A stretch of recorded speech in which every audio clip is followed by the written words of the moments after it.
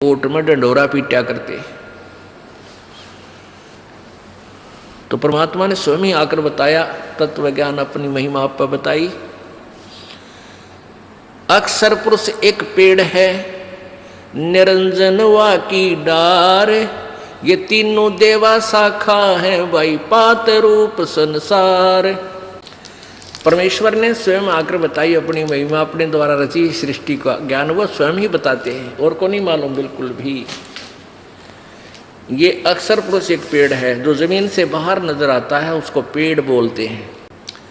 ये समझो एक पेड़ है,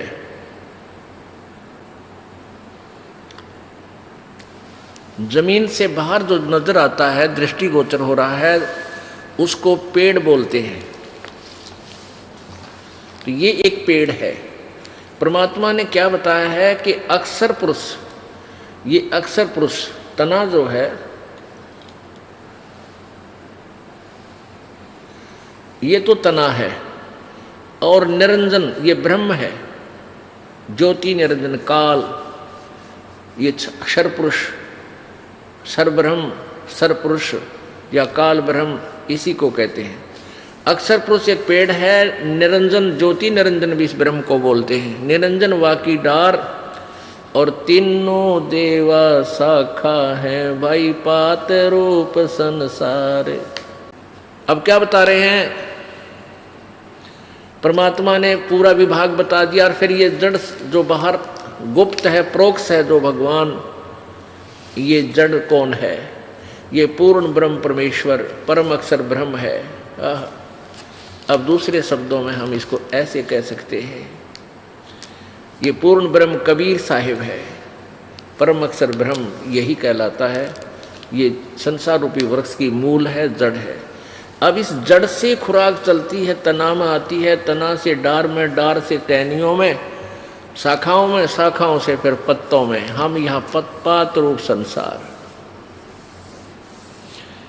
अपने आत्मा, ये तत्वदर्शी संत की भूमिका, तत्वदर्शी संत की पहचान बता दी।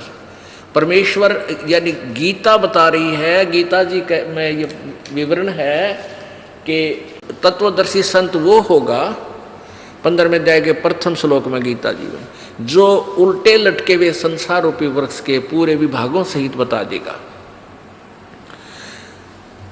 वो तत्वदर्शी संत है। अपने आत्मा, कई अनजान व्यक्ति क्या कहते हैं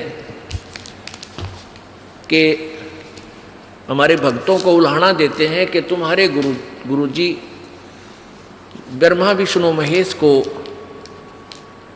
सत्कार नहीं देते हैं, उनको छोटा बताते हैं, उनका पूजा को मना करते हैं। पुण्यात्माओं, जब तक वो ज्ञान नहीं सुनते तब तक कैसा बोल रहे हैं। जिस दिन इस ज्ञान से परिचित हो जाएंगे, ये दास क्या बताना चाहता है, दांतों तले उंगली दबाएंगे और पछताएंगे अपने उन बोले हुए वचनों पे। एक भक्त आया, 15 दिन पहले की बात है, कि जी मैं ब्रह्मा विष्णु महेश का कट्टर पुजारी था, विष्णु और शिव का। आपके विषय में एक भक्त ने बताया तो मुझे बहुत बुरा लगा। आपका एक चैनल के ऊपर इस प्रोग्राम मैंने देखा, आप जो बताने लगे तो मैंने आपको बहुत बुरा भला कहा, बहुत गालियां दी, लेकिन फिर भी मैं जल भुनकर भी सुनता रहा तो मेरी चौंध टूट गई। मेरा मोतियाबिंद का ऑपरेशन हो गया, मैं अक्षमा याचना करता हूँ। मैंने ऐसे परम संत को और कुछ शब्द बोल दिए, क्या मेरा उद्धार हो सकता है? तो पुण्यात्माओं, परमेश्वर कबीर जी कहते हैं कि पूत पिता से बेमुख होई तो भी पिता जानमल धोई। कि पिता से बच्चा जैसे शराब पी रखी किसी लड़के ने, और पिताजी समझाने की चेष्टा करता, उसको बुरा भी बोल देता है, उसके ऊपर हाथ भी उठा देता है कि वो शराबी ने बेरा नहीं बोली, पूछने तू कहाँ के बोल रहा है।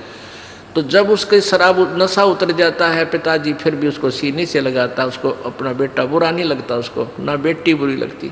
तो ऐसे ही आप इस चीज़ से परिचित नहीं हो, इस दास को ये ज्ञान हो गया कि आप दो नहीं हो। ना आप अलग नहीं हो, ना हिंदू अलग है, ना मुसलमान अलग है, ना सिख अलग है, ना ईसाई अलग है।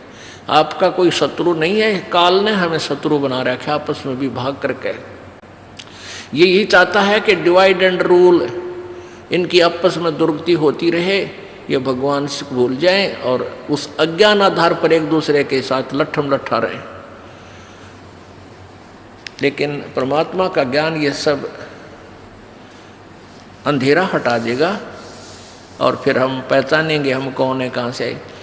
बहुत आंखों में पानी आ गया उस बच्चे के, युवा लड़का था, 25-26 वर्ष का, 30 का होगा, और कहे जी क्या मेरी सचमुच अक्षमा होगी, माँ बेटा हो गया, आप भक्ति कर, कोई दिक्कत नहीं।